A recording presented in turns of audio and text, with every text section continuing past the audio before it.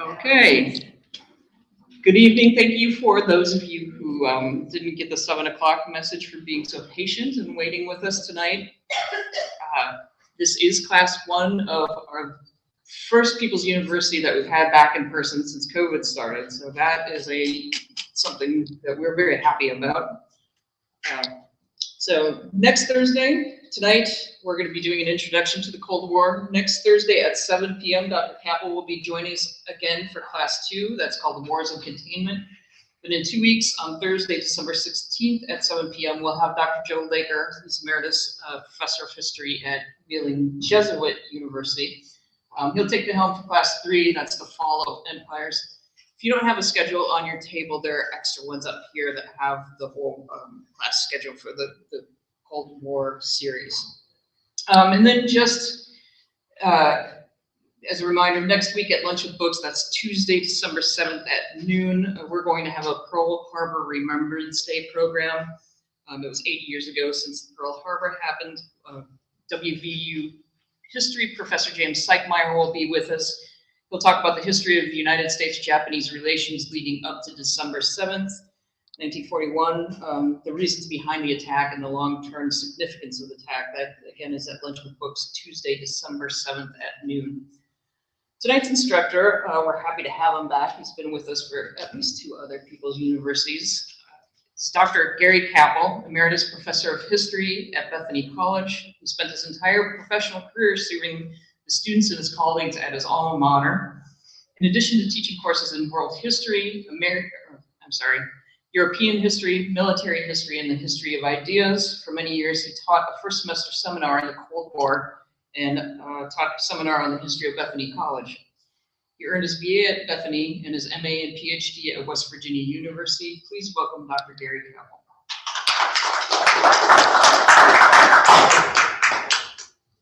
Well, thank you very much. Thank you for coming out this evening, and thank John and Aaron for inviting me back for a 3rd time. Given the fact that there are so many fine institutions of higher learning within a 25-mile radius of this town, as well as public and private school systems, I don't think it was just a shortage of prospective participants that led Sean to call me, but I thank him for that. As for the topic, very timely indeed. The growing tension between the United States and the People's Republic of China suggests that we might be about to plunge into a new Cold War era. Indeed, there are already signs that we are following down the same path we trudged 75 years ago in the aftermath of World War II, some of whose signposts are popping up in the headlines already. People are already talking about containment again, a term that had iconic status during the Cold War. The Chinese, for example, recently announced that they will embark upon a major expansion of their nuclear arsenal, demonstrating that they've learned nothing from the East-West confrontation, and the inescapable logic of man. And in this country, we already seem to be seeking out enemies within, as attacks on Asian Americans have exploded, reminiscent of McCarthyism, which you will get to hear a great deal more about in a couple of weeks, in which the McClure House Hotel, some of you may recall, plays an important role. So it would behoove us, as they say, I think, to take some time to reflect on the events and the ideas of the old Cold War before plunging headlong into a new one. If Thucydides was right, that the future will resemble, if it does not indeed reflect the past, there might be some value in considering any lessons we may be able to glean from that global struggle between East and West that dominated world politics for nearly 50 years, and in the shadow of which I, and I think practically all of you in this room, grew up. How many of you remember Bert the Turtle and Duck and Cover? You can survive the A-bomb. Better dead than red. And of course, Dr. Strangelove.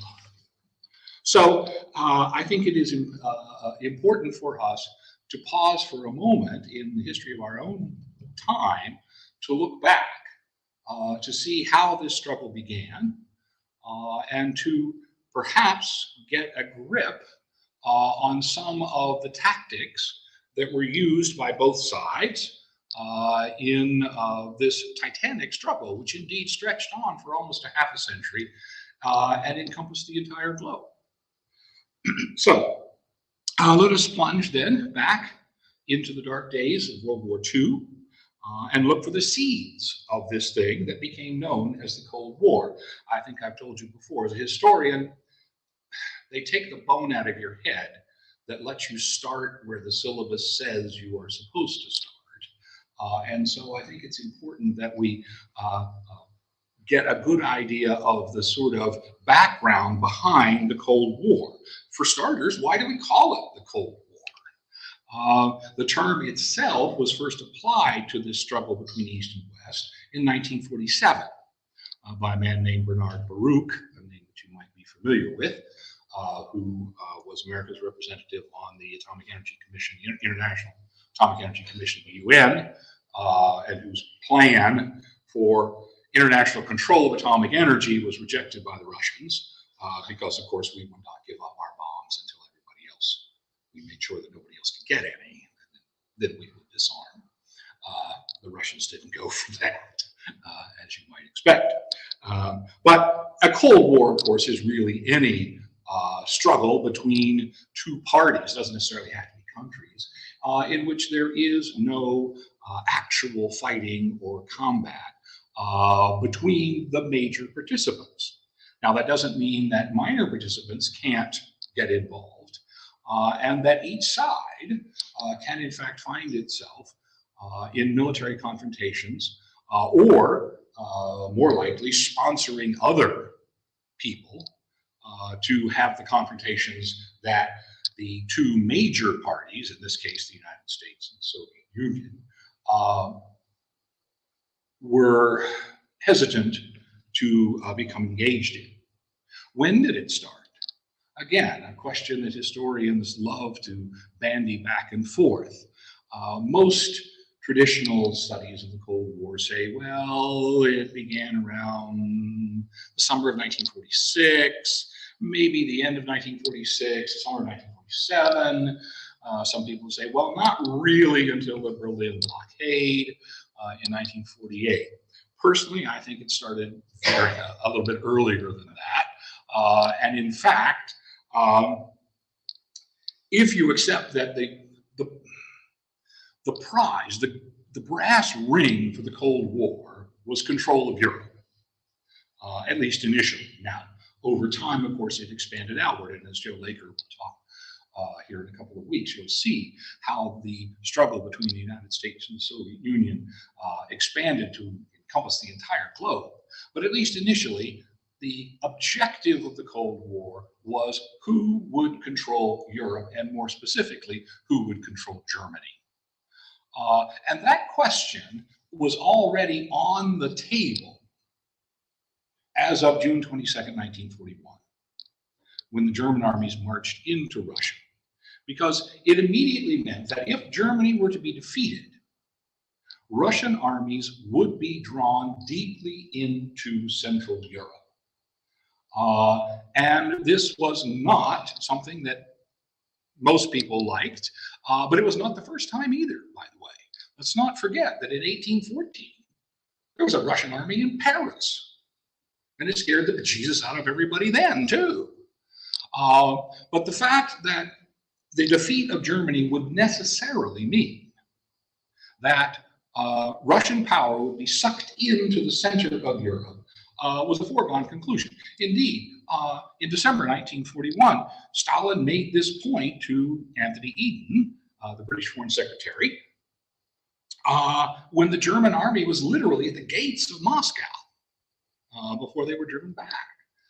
And so the question of what would post-war Europe look like, and how would the post-war world be reconstructed after this disastrous struggle really dates from that period.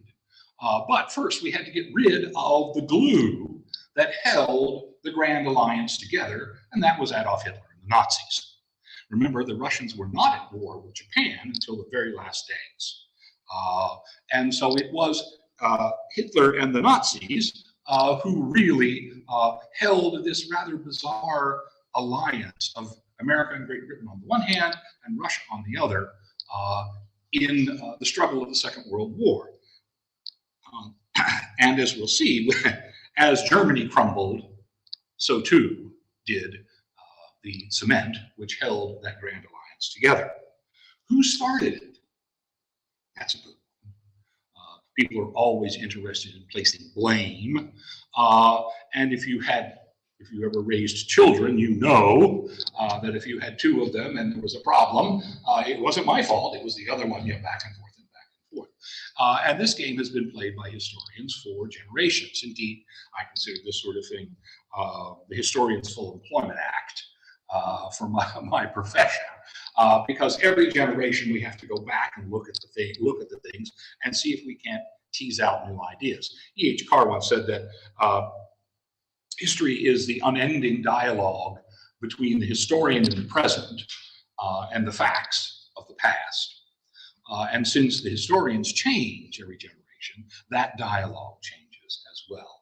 And so we have, and you can trace this actually, you can actually graph it out in the literature of the Cold War about who was responsible for the outbreak of the Cold War. Was it the Russians because of their desire for world domination? Was it the Americans who tried to force the Russians back into their own borders and walked around with their atomic bombs on their hips like some sheriff in an old Western saying, it's our world now and you're going to do what we want and that sort of thing. Well, we'll see as we approach this. We'll try to get a handle on that. And placing blame is always fun, but it's generally speaking not a particularly productive exercise in historical debate. Why? Why the Cold War? What was it that caused it? As we mentioned, the only thing holding the Allies together in World War II was Nazi Germany. And once Nazi Germany was gone, the question was, what possible common interests do these countries now have with one another? Each, of course, had a vision for the post-war world. And those visions were ultimately quite incompatible with one another. It doesn't mean that either one of them was particularly selfish, but it certainly meant that what we expected the post-war world to look like and what the Soviets expected the post-war world to look like were not going to be the same thing. And so the disputes that gradually grew into this Cold War were, in the eyes of many people, inevitable. There's also the systemic argument, which is to say that given the international state system as it emerged out of Westphalia in the 17th century, a system of international anarchy, the Russians and the Americans were the two kids left on the block. Okay, they were the two biggest kids left. We were the only people who could hurt the Soviets after 1945. And likewise, the Soviets were the only people who could really do us any harm. And so there was a kind of systemic antagonism there that would have happened whether the difference in our ideological and our political and economic systems had existed or not. It's simply part of the system. It's the way the game is played. The two biggest boys on the block inevitably are going to come into conflict with one another. All of those things play back and forth as we take a look at this process. So let's begin by looking at what the Allies agreed upon prior to the destruction of the Nazis. In other words, what kind of plans were they making while the war was still going on? Now, there were three major wartime conferences among the leaders of the three great powers, the United States, Great Britain, and the Soviet Union: Franklin Roosevelt, Winston Churchill, and Joseph Stalin.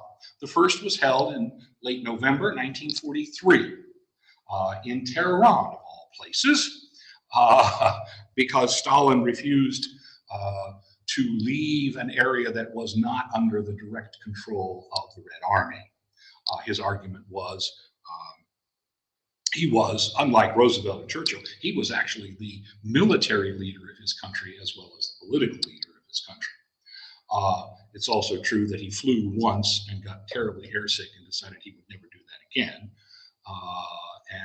And so it's easier to get there by train.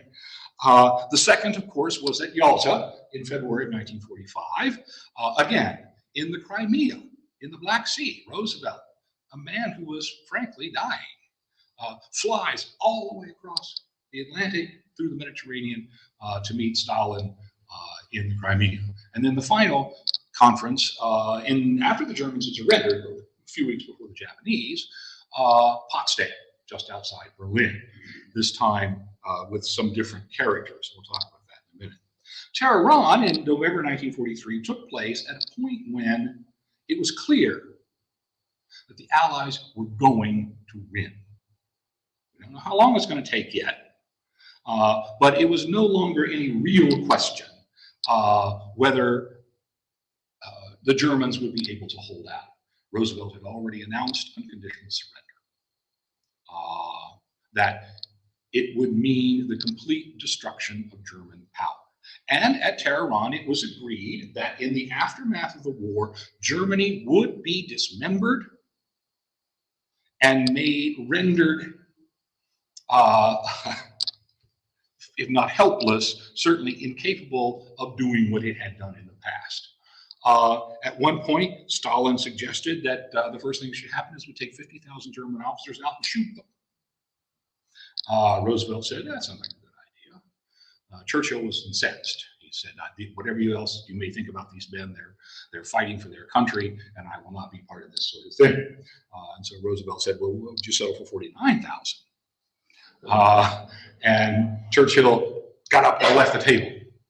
Stalin had to go over and put his arm around Churchill and say, all right, come on, we were just kidding. Okay. Well, in fact, Stalin, of course, wasn't. He had very happily slaughtered thousands, millions of his own people, and that sort of thing. But it was agreed that Germany would be destroyed and that the Germans would pay. They would pay reparations just as they had been demanded of them after the First World War, even though, of course, as you know, that turned out to be a bit of a boondoggle. But the Russians were looking in particular at enormous destruction. Okay? By the time the war was over, 70,000 cities, towns, and villages had been destroyed. We don't know how many Russian people died in the Second World War, but a conservative estimate is 20 million. And and of that number, at least half were civilians.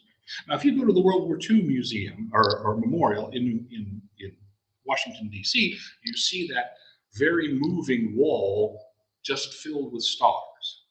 And each one of those stars represents 1,000 dead. And there are 400 of them. Now, for us, that was a tremendous loss. But think about that for a moment. In the United States, we lost about 400,000 men and women in the Second World War.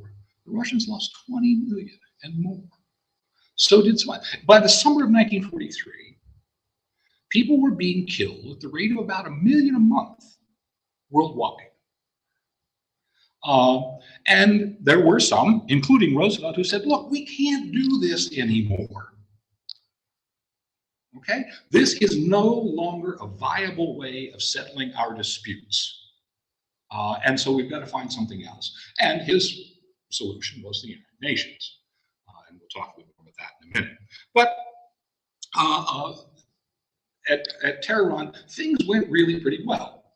We finally put a date on D-Day. The Russians had been hounding us for 2 years. They'd been promised a second front in 1942. They'd been promised a second front in 1943. Finally, they're going to get one. Okay. The question of Poland came up. And the fact that the Russians had already made it clear that they intended to take back territory that they had lost to the Poles in the Russo-Polish War of 1920. And Churchill said, well, now, we went to war because of our alliance with Poland, right, in 1939. But what we might do is we could pick it up and move it 2 steps to the left and drop it down again. In other words, the territory that the Poles would lose to the Russians in the east, they would get from a dismembered Germany up to the Oder-Neisse line. And everyone seemed to think that that might work. Interesting to note, by the way, that Poland was at the center of every major peace conference since the Napoleonic Wars. At the Congress of Vienna in 1814, the Poland-Saxony question was right at the center. After the First World War, the Poles didn't wait for Versailles to give them their country. They just took it. And then they started taking every other piece of territory they could get their hands on. Anybody here Lithuanian background?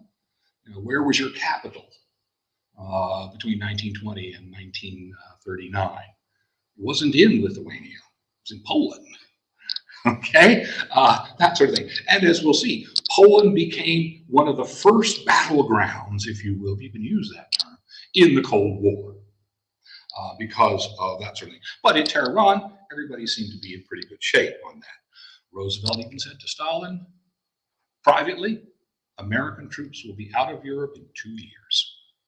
He just couldn't conceive the idea that the United States would still have troops in Europe after a couple of years. And of course, from our historical perspective, that was true. Again, it's hard for us living in this day and age.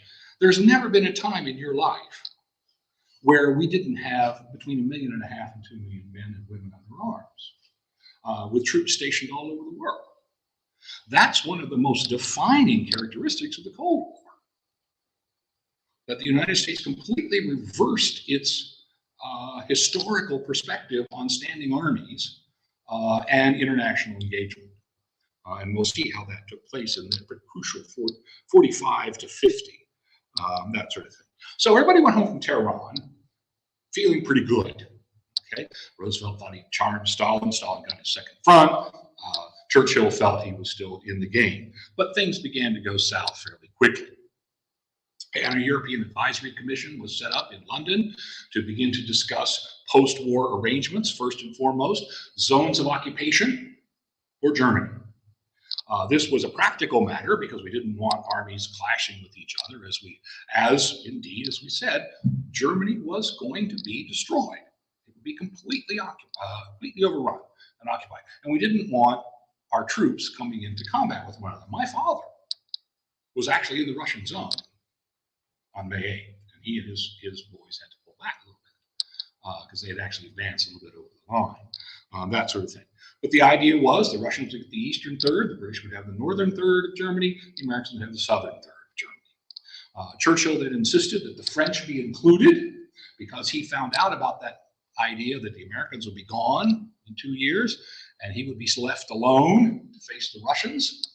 And so as much as everybody hated de Gaulle, and he was an easy man to hate, Churchill insisted that the French also be given a zone of occupation, to which the Russians said, okay, fine, but you have to take it out of your 2 zones. We have our third. Berlin would also be divided into zones of occupation as a symbol of the cooperation of the Allies who had defeated Germany. So even though Berlin was 100 miles inside the Russian zone, there would be an American, British, and French enclave as well. Almost as an afterthought, by the way, Austria was included in this division as well.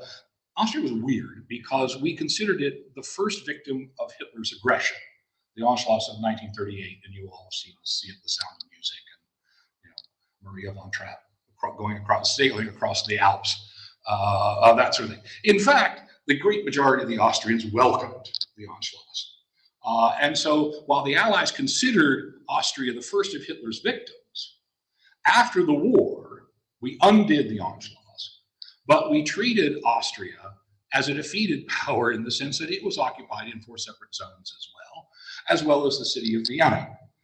If you've ever seen The Third Man, wonderful movie, you know how that works.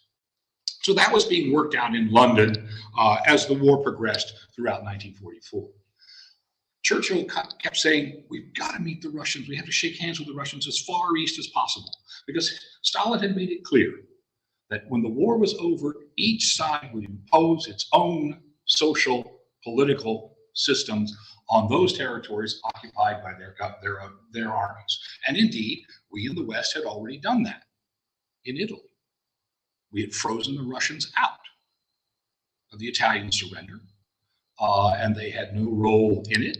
And of course, as the Western armies did begin to advance after D-Day, there were governments in exile in London, from the Netherlands, for example, and of course, Charles de Gaulle, and that sort of thing. And the Russians would have no say in how those states would be reconstituted.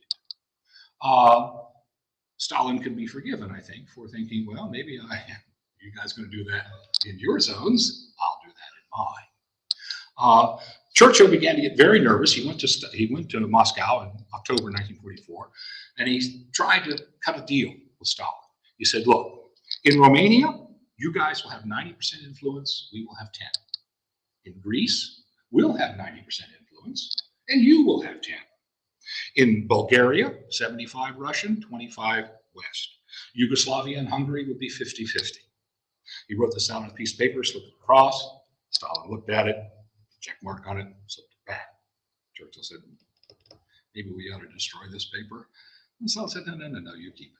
Well, when the Americans heard about it, of course, it was off. But in fact, Stalin held to the issue, particularly in Greece, when the British intervened in the Greek Civil War beginning in December 1944. That sort of thing. But it was clear that as the Allied armies advanced from the east and the west, things were not going as swimmingly as they had at Tehran. And so a second meeting was called at Yalta in February 1945. And this, of course, has given rise to the great Yalta myth that Roosevelt sold out Eastern Europe to Yalta. Well, number one, Eastern Europe wasn't ours to sell. More importantly, you're all familiar with the old expression, possession is 9/10 of the law. Well, guess who was in possession of virtually all of Eastern Europe at this point? It was the Red Army, and they had no intention of going home anytime soon. And indeed, the war wasn't over yet. The Polish question was now in open flames. The Russians had recognized a separate Polish government, the Lublin Poles, as opposed to the London Poles, i.e. the Polish government in exile. The British were now very worried about reparations being taken from the German state. Who was going to take care of all those Germans living in the British zone of occupation? Britain was on its last legs. Britain mobilized more of its military, of its manpower than any other country as a percentage of its population. It was one last great effort, and it destroyed them as a great power. And Churchill was aware of that. And so he did not want to have to be sending reparations to Russia and then having to feed 10 million Germans in a society that was itself would actually stay under rationing. Wasn't ended finally in Great Britain until 1951, almost 6 years after the war. That sort of thing. So Churchill wanted to delay the issue as much as possible. There was a Declaration on Liberated Europe, which said that all allies agree that as soon as practicable, democratic processes will be reinstated in all countries under the occupation of whatever side, with the exclusion of any fascist parties and so on. There were so many loopholes, however. Admiral Leahy told Roosevelt, look, they can stretch this from Yalta to Washington and not break it. But at least it's true that both sides were committed to open elections in the territories under the control of their armies. And the Russians did actually try it a couple of times. It didn't go well, so they didn't do it anymore. But we have to give them at least credit for that, that sort of thing. The Russians agreed once again they would come into the war against Japan, but not until 90 days after the surrender of Germany. They'd already made that pledge in 1944. So Yalta was far less successful, and people went home not feeling nearly so well. Roosevelt did get Stalin's agreement on the Security Council, on the veto in the Security Council. As you know, the Security Council of the United Nations, the 5 great powers have a liberum veto. They can veto any action, any one of them. but they can't veto discussion. And Roosevelt was insistent upon this point. And it was finally accepted by Stalin at Yalta. However, within 2 months, of course, Roosevelt was dead. On April 12th, massive cerebral hemorrhage. His vice president was Harry Truman. Truman had only been in the White House a couple of times. He'd been picked in 1944 because Henry Wallace was considered too liberal, and that sort of thing. He had virtually no experience in foreign affairs, which turned out to be a really good thing for our State Department. Roosevelt ran his own foreign policy, indeed to the point where his own Secretary of State quit. Said, "What am I doing here? I don't want anything." Cordell Hull, that sort of thing.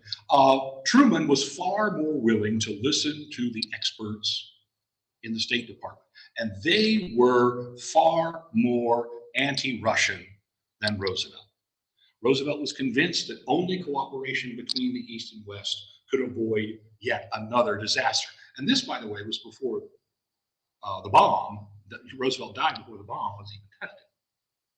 So he already could see that this was just really not a way to do things. Truman, on the other hand, was far more open to a hard line with the Russians and fell under the increasing influence of hardliners within the State Department. When Molotov stopped in Washington on the way back from the San Francisco Conference, where the Charter of the United Nations was approved, that sort of thing, Truman said, "I told him just where to get on and where to get off." Molotov said, "I'd never been talked to like that before in my life." Truman said, "Carry out your agreements and you won't get talked to that way." So things were not looking too good. And by the way, Truman had said when the Germans invaded Russia back in 1941, "Let's hold on and see. The Germans are winning, they help the Russians. The Russians are winning, they help the Germans. That way, they'll kill off as many of both of them as possible." Stalin had not forgotten that. And here is the man he is now opposite. In that third meeting at Potsdam in July 1945. If Yalta was disappointing, Potsdam was a complete failure. Nothing was agreed on. The reparations question was completely pushed back. There was no agreement now even on dismemberment of Germany, even though Germany now no longer existed. It was completely under the occupation of the Allied armies. There was a papered over agreement about Poland, and a few extra London Poles would be included in the new government, and so on. But two key events outside Potsdam will affect the Cold War. The first was on the very day that Potsdam began, July 16th, the Americans tested the first atomic bomb. So it wasn't enough time for Truman to use it effectively, as some people were telling him. As I mentioned, Henry Stimson, for example, was one who said, "Look, we don't really want to go talk to the Russians until we have our bomb, and then it'll make them more amenable to what we want." That sort of thing. He told Stalin in very vague terms. Stalin nodded. Churchill thought he didn't understand. Stalin knew exactly what had happened, and went home and started his own bomb project, crash under Leventi Beria. The second thing was that there was an election in Great Britain in the middle of the conference, and Churchill and the Tories lost. Here was the man who had led England through the war, and his party lost, and thus he was no longer prime minister. Instead, he was replaced by the Labour Party and its leader, Clement Attlee, who was described as a sheep in sheep's clothing, a taxi cab pulled up number 10 Downing Street that was empty, and then Clement Attlee got out. These sorts of things. Attlee's reputation wasn't very good. So it turns out he was much better. And he had a very fine foreign minister, okay? And that was a man named Ernest Bevin. Now, these guys were laborites. They were socialists, okay? But they were British socialists. They had come up from the shop floor. Many of them had started out as shop stewards in industry, and that's how they had gotten their entry into politics, and they will turn out to be just as that's the word I want, enthusiastic Cold Warriors as capitalists here in the United States. But at least at first, things were a little rocky. Excuse me.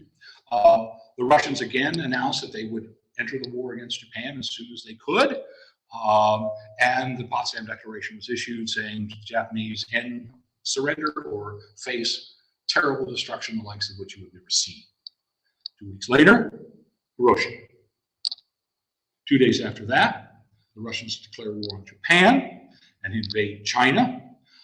And the day after that, August the 9th, Nagasaki is destroyed in about 9 seconds. And the Japanese are forced to surrender. Unlike Germany, however, Japan would not be dismembered or even divided up for terms of occupation. The Russians immediately said, okay, where's our section? To which the United States said, you don't have one. The British and the Australians, who contributed, a little bit, at any rate, to the defeat of Japan over the previous 4 years, said, where's our section? You don't get one. The United States just unilaterally decided that we would occupy Japan and it would be our show. And of course, Douglas MacArthur was placed in charge. Many consider him the American Mikado. Okay. That sort of thing. So once again, the Russians are frozen out of an area. And so they can be forgiven, I think, a little bit for saying, look, this is how you guys are playing the game. Well, we can play that game too. In Hungary, and in Romania, and in Bulgaria, and in Czechoslovakia, and in Poland. Oh, and by the way, we've annexed the Baltic republics outright. We never recognized that, by the way, United States, that sort of thing. Yugoslavia was a different case, and we'll come back to that in a minute, because Yugoslavia had basically thrown off German occupation on their own, and they had their own national communist hero, Tito, and that will become a major factor. Well, why did the United States really care about Eastern Europe anyway? Were we that idealistic that we just didn't want people to suffer under Soviet tyranny? The answer is not really. The real issue that had been debated in Washington for at least 2 or 3 years was that, what are we going to do when the war is over? What's going to happen to our economy? Are we going to go back into depression? Remember, we just got out of the Depression. It was the war that brought us out of the Depression in the first place. Are we going to head back into that? And if we are going to avoid that, we've got to have access to as many markets as possible, and that includes the countries in Eastern Europe. And so if the Russians will not allow us access to those territories, then there's going to be a real problem. Well, if we can't scare them out, maybe we can lure them out with promises of aid. As we mentioned, the Soviets had suffered tremendous damage at the end of the war. They desperately needed economic assistance. The only source of that assistance was the United States. The Russians had actually applied for a loan in the summer of 1945. They didn't hear anything for 6 months. And then somebody said, oh, well, it fell down behind the file cabinet in the State Department. Oh, yeah, I bet it did. That sort of thing. Stalin realized that if he were going to get any aid from the West to help rebuild his country, he would have to give up that very hard-earned, paid for in the blood of the Red Army, defensive glacis of Central Europe. His armies were now farther into Europe than any of the czars, except for Alexander briefly in 1814, as we mentioned. The Russians had been attacked from the West twice in 25 years. Roosevelt and Churchill had agreed that the Russians had the right to expect friendly governments on their borders. That had been decided at Tehran. Now, what friendly borders meant, of course, was a matter of interpretation. That sort of thing. But in the end, Stalin was faced with a stark choice. You want money from us? Pull back. So he had to either pick aid or security. And he chose security. He said of reconstruction of Russia, our people will just have to tighten their belts another notch. And the Russian people did, and they suffered greatly as a result of it.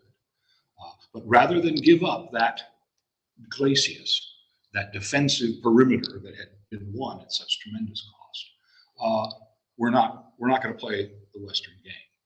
Now, as I mentioned, interestingly, the Russians did try. Well, for one thing, in most all of these countries, except Czechoslovakia, which was the only functioning democracy in the East before the end of the war, before the war to begin with, there simply weren't enough communists on the ground to staff even the highest levels of government bureaucracy. And of course, in the Soviet system, party and government bureaucracy are virtually the same. There simply weren't enough Polish communists, Bulgarian communists, Hungarian communists, to create a serious communist state. In Czechoslovakia, in Hungary, and in Bulgaria, by the end of 1945, the Russians had, in fact, conducted elections. In Czechoslovakia, the communists won almost 30% of the vote and were welcomed into the government by Beneš. In Hungary and in Bulgaria, the communists did very poorly, which, as I mentioned, said to the Russians, okay, we're not doing this anymore. So what they did was they forced all of the leftist parties, all the socialist parties, into coalition with the Communist Party. And the communists were given key posts in the government. The prime minister, the secretary of the interior, who controlled the police, the defense minister, obviously controlled the army, and the foreign office. The other secretaries of these governments could be socialists and that sort of thing. But the communists controlled all the key issues. But none of these states were initially Sovietized in the first couple of years after the war, because that was not necessarily Stalin's goal. Stalin's goal was to rebuild Russia and to secure the fruits, if you will, of his victory, what he believed, his victory over the Nazis. The last major conference, which took place in December 1945, wasn't even among the big boys. It was only the Foreign Ministers' Conference. And there, again, everything fell apart. Reparations ceased to be an argument. The Americans said, look, you take reparations out of your zone, we'll take reparations out of our zone. Actually, we won't, because we don't need it. And yeah, we'll give you a little stuff.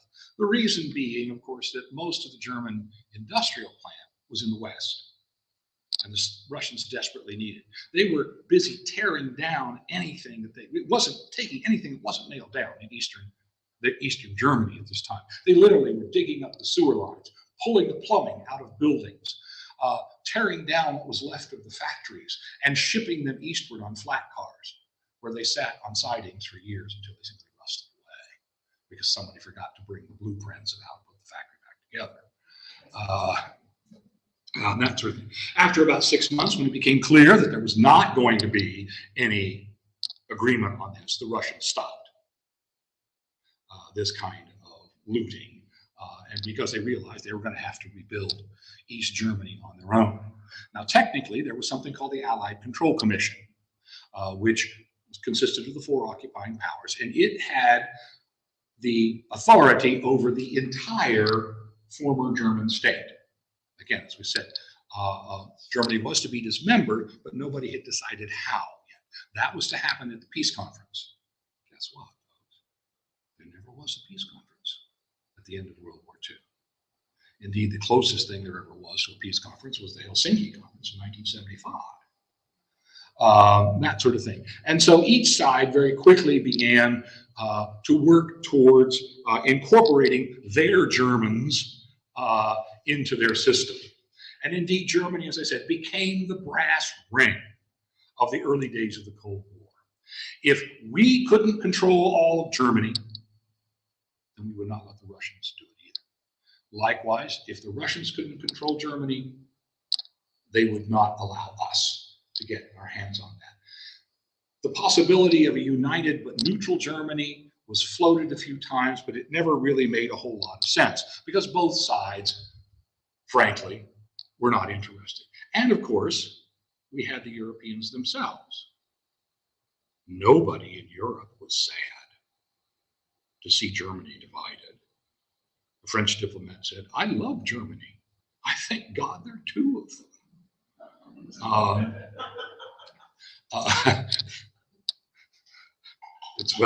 That's true. It's the old joke in 1990, when after reunification, what do you get when you put the two Germanys together? The hell out of the way. But the point was that nobody was interested in reunifying Germany except the Germans themselves, and they had no say in this. And so both sides began, as early as 1946, to create their own Germany. First, the British and the Americans joined their two zones together into Bizonia in direct violation of the agreements of 1944. And the French, finally kicking and screaming, by 1947 had come into Trizonia, and all three zones were now being administered as a single space. Excuse me. And this was clearly what was going to happen in Germany. Meanwhile, there were other issues in Iran, in Turkey. Russian attempts to maintain their position after World War II were thwarted by United Nations action led by the United States. They withdrew finally from northern Iran, and also the Turks, were able to withstand Russian pressure. And by the beginning of 1947, the situation was deteriorating rapidly. The question was, what do we do now? The Americans had initially planned to completely demobilize and had gone a long way to doing so. The Russians had not. They still had large numbers of troops in Eastern Europe, more than 1 million, huge tank armies. Why? Were they planning an attack on Western Europe? Well, they didn't have any atomic weapons. We did. The only card that Stalin had to play to counter that nuclear monopoly on the part of the United States was a threat to invade Western Europe if the Americans tried anything. And so, despite the fact that there were large Russian armies in Eastern Europe, they were there, from Stalin's point of view, purely for his own protection, that sort of thing. So what are we going to do? Remember, the American people, this was all new to us. We used to end our wars, demobilize, and go back to, a chicken in every pot and 2 cars in every garage, and that sort of thing. We had never been a militarized state. And yet here we were now faced with a society that was fundamentally different than ours, and which seemed, at least from our perspective, to be aggressively attempting to spread its way of life around the world. In February 1947, an article appeared in the International Relations Journal Foreign Affairs, the most prestigious one. It was entitled "The Sources of Soviet Conduct." The author was, mischievously, X. Okay. Well, X, as it turns out fairly quickly, was identified as George F. Kennan. Kennan was by far the most erudite American specialist in Russia, or on Russia, and had been for decades. The article, the X article, was actually originally something called the Long Telegram, which he had sent from the Moscow embassy to Washington in the summer of 1946, trying to explain to Truman and to the other American leaders what the Soviets were up to. Okay? And so it was decided that as a way of gaining popular support for doctrines, that this ought to be disseminated more widely, hence the X article. Well, what were the sources of Soviet conduct, according to Kennan? They were 2, ideology and circumstance. The Soviets were communists. Nothing, no mincing words about that. What that meant was, however, that they were Marxists in all aspects of their lives. They viewed everything through the lens of Marxism. So anything that we did would not be seen by them as what we thought it was. What is the core teaching of Marxism? It is the complete lack of cooperation, of community of interest between capitalist and communist, or more definitely, between oppressor and oppressed. There can be no common interest. Well, tactically, yes, we all fought the Germans, but that doesn't that doesn't negate the fact that in the end, the capitalists are exploiters and we are the defenders. And the beauty of Marx's time telescope, guess who wins? We do. That's the beauty of Marxism. It's scientific and it tells us that we are going to win. So when Khrushchev says, we will bury you, he didn't mean we'll kill you. He meant we will attend your funeral because we are the future. You are the past. We are the grave diggers of capitalism. Okay? That sort of thing. So everything they do is tainted, or not tainted, but reflects their Marxist ideology. Second is circumstance. They came to power through revolution and struggle. And they had to eliminate all of their enemies internally, which they did. And of course, like most revolutionaries, and indeed lots of other people too, they suffered from a terrible delusion. They were virtuous men. This is the most dangerous delusion that you can have. You know what God wants? Anybody who stands against you, by definition, then is evil and must be destroyed. Because there can be no compromise with the devil, right? And so the Soviets ruthlessly eliminated all internal opposition, and they then used that continuing threat of capitalism from outside the country to mobilize their people. And the circumstances in which they found themselves now were capitalist encirclement. And this would not go away. Kenneth used the image. Remember those little wind-up toys you had? Okay. The Russians were like a little wind-up toy. You put it down on the carpet and off it went until it ran into an obstacle. The sofa, the leg of the coffee table, that sort of thing. And so, how do we deal with them? Well, obviously, the thing to do was, he said, that we have to accept a responsibility to contain the Soviets. The specific phrase is this: long-term, patient, but firm and vigilant containment of Russian expansive tendencies. And that's where the term comes from. Long-term, patient, but firm and vigilant containment of Russian expansionist tendencies. They need to be contained, quote, by an adroit and vigilant application of counterforce at a series of constantly shifting geographical and political points. Geographical and political points. Now that sounds kind of militant, doesn't it? Kennan didn't really mean it that way. And over the next 3 years, as people took it that way, he became increasingly isolated. And in fact, by 1951, he was forced out of the State Department altogether. Spent the rest of his career at Princeton, that sort of thing. But if you said, a constantly shifting, vigilant application of counterforce at a series of constantly shifting geographical and political points, I think people can be forgiven for taking that to mean, among other things, military power. And in fact, that's exactly what happened. Because at precisely the moment that article was published, the British ambassador showed up at the White House saying, we're broke. We can no longer support anything east of Suez. We are pulling out. And you have got to step in where we are supporting the Greek government against a communist revolt. And we are supporting the Turks against Russian pressure over the Dardanelles and in the Middle East. I mean, on August 15th, 1947, they pulled out of India.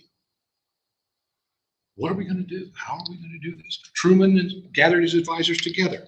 How are we going to step into this breach that the British are now leaving us with? He even called in the opposition. Imagine this today. He called in Arthur Vandenberg, the Republican chair of the Senate Foreign Relations Committee, and he told him what the problem was and what we would have to do. And Vandenberg said, okay, you're right, but you're going to have to scare the hell out of the American people to do it, because they won't understand what's at stake if you don't. And that's exactly what Truman did. He scared the hell out of the American people. And it came back to bite him later in McCarthyism and so on. He went before Congress on March 12, 1947, and said, it must be the policy of the United States to support free peoples who are resisting attempted subjugation by armed minorities or by outside pressures. He committed the United States to a global struggle against the expansion of the Soviet Union using military force or internal subversion, so that any government now faced with a problem could come to Washington and say, the communists are behind this, I need help. And what the Truman Doctrine did was provide that material assistance in the form of military aid. We had, of course, enormous surplus of military power left over from World War II, and we began doling it out. Not so much in terms of troops, but in terms of equipment and advisors. The first place we did it was Greece, and indeed within a year, the Greek Civil War was over. Not necessarily because of what we did, but it was a good example of that sort of thing. So right out of the box, Kennan's idea of containing the Soviets had been militarized. But what about Western Europe?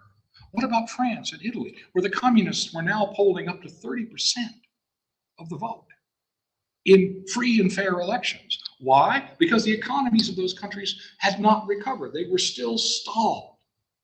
How do we do that? You can't use tanks in Paris, that sort of thing. And so at the same time as the Truman Doctrine was announced, George C. Marshall, who was the Secretary of State, and under the influence of George Kennan at the time, came up with what turned out to be one of the most successful plans that the United States ever put forward, and that was the Marshall Plan, announced at the Harvard commencement speech in June 1947. Marshall said to Europe, you tell us what you need to recover, to rebuild, and we will pay for it. It was a tremendous offer on the part of the United States, and it was to all of Europe. Kennan insisted on that, and Marshall agreed. It had to be for everybody, not just the Western countries. The Russians were invited, all of the other states were invited. The British immediately, Bevan said, this is great, man, we need this desperately. And so he organized a conference in Paris, Molotov Conference, representing all the states in Eastern Europe. And after 3 days of discussion says, nope, not doing this. This is just a camouflage for American imperialism. The Americans are going to colonize the whole of the European continent. We're going home. It was the biggest mistake the Russians made in the Cold War. If the Russians had insisted on being part of the Marshall Plan would never have made it through the American Senate. I don't think there's any question about that. By that time, Truman had in fact scared the bejesus out of the American people. And when it was passed in April of 1948, if the Russians had been eligible for Marshall Plan aid, it would never have passed, that sort of thing. And of course, it was enormously successful. And so very quickly, the doctrine of containment came to have two sections. On the one hand, the Truman Doctrine, which was talked primarily about military assistance, and on the other hand, the Marshall Plan, economic rebuilding of Europe. They were called by some two halves of the same walnut. And on a final note, I know I'm almost out of time here. On a final note, the last words of Kennan's article were forgotten almost immediately by everyone.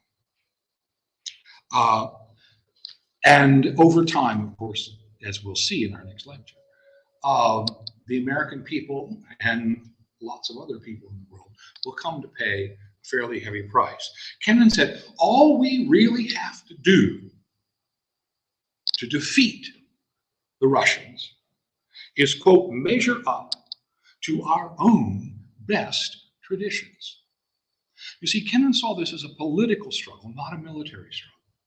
All we really had to do was show the world that we had a better way of life. And I don't mean in a material sense. I mean over the whole concept, to live up to our own best, excuse me, traditions. And this is the time, of course, when we still had segregation in the South and lots of other things. But that got lost very quickly. And as we'll see next time, by the time of NSC 68, our approach to the Cold War was almost completely militarized. Okay, thank you for listening. I'll be happy to answer questions. Yes, sir. I get the impression from what you say that you think the Soviets were defensive posture at the end of the Second World War. Do you think that would continue? We don't know. Stalin once said, and this has been pointed to by many, give us 4 or 5 years, and then we'll wind up and have another go. Whether he really meant it or not, or whether he was speaking as a true Marxist, because again, remember, from their perspective, there can be no long-term peace between us, okay? And what we saw as containment looked to them, of course, like encirclement. And by the way, you wait for that one. The Chinese will come up with that one within a matter of days. By the way, will mean Germany. That's China today. But no, I don't think the Russians were ready. They certainly weren't ready to attack us in the immediate aftermath of the war. And the only reason they had their armies in Eastern Europe was before 1948 to threaten Western Europe because they didn't have bombs, and after 1948 to prop up the communist governments that then were imposed. As I mentioned, initially they didn't Sovietize, but after the Tito split in the summer of 1948, when Tito broke with the Soviets and announced the doctrine of different roads to socialism, Stalin saw the danger of any leader in any of those states that had any kind of national support, who was had any kind of popular support. Those men were all purged immediately. Some of them were shot, most of them were put in prison, men like Emre Nagy in Hungary, for example, Gomulka in Poland. Some will reemerge after the death of Stalin, only to be shot later, that sort of thing. But after 1948, the Russians kept large numbers of troops in Europe because none of those governments had the least popular support. And indeed, the proof of that is in 1989, when Gorbachev made the tour in the summer of '89 and said, look, guys, you're on your own. We are withdrawing our troops. Make the best deal you can with your people. And within 6 months, every one of those Soviet communist regimes in Eastern Europe was gone. And almost all of them without a fight as well. So I don't think the Russians were planning a war. There are some who argue that why would they have kept this up? Certainly, by August of 1949, as we'll see, when they test their first A-bomb, you would think that perhaps they would have withdrawn some of their forces, but they didn't. And my argument would be that's because they were the only thing holding down that defensive places. A question that came from online. Okay. Did the Allies bother to involve the Poles when they were deciding how to establish borders with Poland? This is from Gene Vincent. Okay. Very good question. Some of you may know the first American ambassador to Poland after the war quit and wrote a book called I Saw Poland Betrayed, and that sort of thing. Churchill's statement at Tehran was not cleared by the London government. his idea of moving Poland 2 steps to the left, and thus forcing the Poles to accept the Curzon line in the east and compensating them with territory in up to the Oder-Neisse line, taken from Germany, that sort of thing. So the short answer is no. The Poles were not consulted about this, and indeed the London Poles continued to demand their borders as they existed in 1939, even though it became increasingly clear that that was not going to happen. Churchill exploded at them one time saying, "You people are going to wreck this whole thing." And in the end, of course, as I say, possession being 9/10 of the law, the Russians were able to impose their solution to that problem. And which was only finally recognized, of course, by the West, by the Helsinki Agreement in 1975. Now, quick little diversion here. In July 1943, the Nazis announced that they had found a mass grave of Polish officers in Katyn Forest. 1,500 men who had been bound and shot in the back. These were, in fact, all Polish officers that had been arrested by the Russians when they invaded eastern Poland in late September 1939. The London government asked the International Committee of the Red Cross to investigate. Stalin then used that to break off relations with the Polish government in exile, even before Tehran. Then, as the Red Army advanced into Poland in the summer of 1944, the Russians established their own government in the city of Lublin. And so they were known as the Lublin Poles as opposed to the London Poles. And the Russians, for their part, said, look, this is the government we recognize. You recognize the government in Italy? Well, this is the government we recognize in Poland.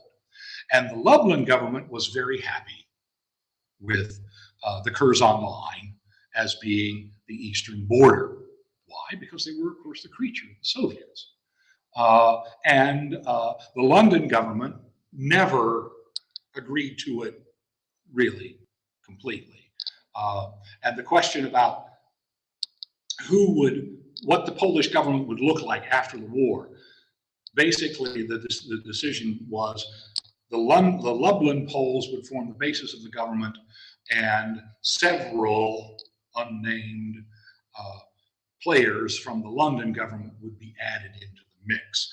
And there were various numbers, 4, 8, 7, that sort of thing. In the end, of course, the London government in exile was never able to return to Poland. And so the answer to the question is, the London government never recognized Churchill's sacrifice for their territory, but the Lublin government did. They were not consulted by the Allies. They were told by the Russians. Yes, sir. Albania. He asked if I would be talking about Albania, and the answer is, if I had 3 months. No, I don't want to make light of it. Actually, Albania does play an interesting role because, of course, once Tito broke with the Soviets, the Yugoslavs always looked across them. Why do we have Albania? When was Albania created? Anybody know? Okay, it was created in the first decade of the 20th century, specifically, well, actually, in 1913, second decade, specifically to keep the Serbs from having a port on the Adriatic. And the chief proponents of establishing Albania were the Austrians, because they didn't want the Serbs to get a port on the Adriatic. There were Albanians, everybody agreed on that. Was there an Albania? Nobody really knew, and if so, where was it? So Albania did emerge in the interwar period. It was occupied by the Italians, of course, during the war. But for the Albanians, once the Yugoslavs broke with the Russians, the Albanians were in a quandary. What if, in order to settle the Tito-Soviet split, the Russians said, okay, why don't you go ahead and we'll let you have Albania, if you agree to come back into the fold. Okay, Stalin said, I'll shake my little finger and Tito will go away. Well, Tito didn't go away. It's hard to subvert a people trained in subversion. So Albania was kind of an oddball. And in fact, by the 1960s, it was the sole mouthpiece for Red China. I actually have a copy of Mao's Little Red Book that was printed in Albania. And that sort of thing, because the Albanians couldn't trust the Russians to sell them out to the Yugoslavs. But other than that, I have to say, I'm not really going to cover it too much. I'm sorry. Excuse me. Any questions? Well, thank you all. I'm sorry. Given the Russians being a defensive posture, what did they think the U.S. was going to do with the bomb? Well, Stalin said the atomic bomb is something that people use to threaten people with weak nerves. Okay, he didn't really believe that the Americans probably would use it, but he couldn't rule it out completely. And believe me, there were people here who were talking about it. As we'll see next time, at the time of the Berlin blockade, we moved a squadron of B-29s to Great Britain. The problem was we didn't have a single operational bomb. Russians didn't know that, at least we hope they didn't, that sort of thing. But Stalin never seriously was deterred at all, I think, by the American possession of nuclear weapons. After all, and that's why that army was there in Eastern Europe. If the Americans did decide to do something, nuke Moscow, for example, the Russians would simply occupy the rest of Europe and then say, okay, nuke us in Paris, okay, or in Bonn or wherever. So, I mean, Stalin certainly wasn't afraid of our atomic monopoly. And of course, by August 1949, they had their own bomb. Now, it's true, they didn't have any way to deliver it to us. They couldn't get to us until 1957. Whereas the United States had air bases ringing the entire Soviet Union as part of this doctrine of containment, right? We could bomb them. They couldn't get their bombs to us, but they could bomb Paris. They could bomb London. They could bomb Western Germany. Excuse me, that sort of thing. And the Europeans knew it. And once ICBMs became operational, or possible, the Russians actually skipped a generation, then it was no longer a question of really having to fear nuclear attack unless somebody went nuts. And indeed, that's the thing about MAD, and we'll talk more about this on December 30th. It's a great topic for, the week after Christmas. Peace on earth. I thought about that when I told Sean. But MAD, mutual assured destruction, is not a theory. It's not a strategy. It's a fact. And no amount of wishful thinking, no amount of twisted pretzel logic can get around it. So long as a country has a secure second strike, they are, for all practical purposes, safe from attack, because the other side knows they will die too. And it's a kind of through the looking glass approach. Ronald Reagan never understood this, for example, which is why he wanted SDIs. It's immoral, he said, for us to base our defense on the slaughter of 150 million Russians. And there's a certain amount of logic to that. It's a compulsion. That's a compassionate approach, right? But in fact, in the sort of Alice in Wonderland through the looking glass world of nuclear deterrence, it's essential that both sides know they will be destroyed if they don't. That's why I saw the other day the Chinese are expanding their arsenal, and one of our generals, our number 2 guy, the deputy chief of staff, or deputy chairman of the Joint Chiefs, yeah, the Air Force general, said, we have to be really worried about this. It's like, where were you for the last 40 years? Minimal deterrence is effective. That's all there is to it. And again, I'm stealing from my lecture on the 30th. So, yes, sir. Did the Soviets ask what happened to the Jewish population of Western Poland during the 1939 non-aggressive occupation? Did they what? As a counter to the leading of Nazi Germany of the Polish opposition to Khrushchev, did they ask about the Jewish population in Western Poland? No, not to my knowledge. As far not to my knowledge, and in fact, the Russians essentially adopted the same approach to the Holocaust as the Western Allies did, and that was the way to stop this is to beat the Germans, and that's a whole different kettle of fish, if you will. Well, thank you all for coming. I really appreciate it, and we'll see you next week, I hope.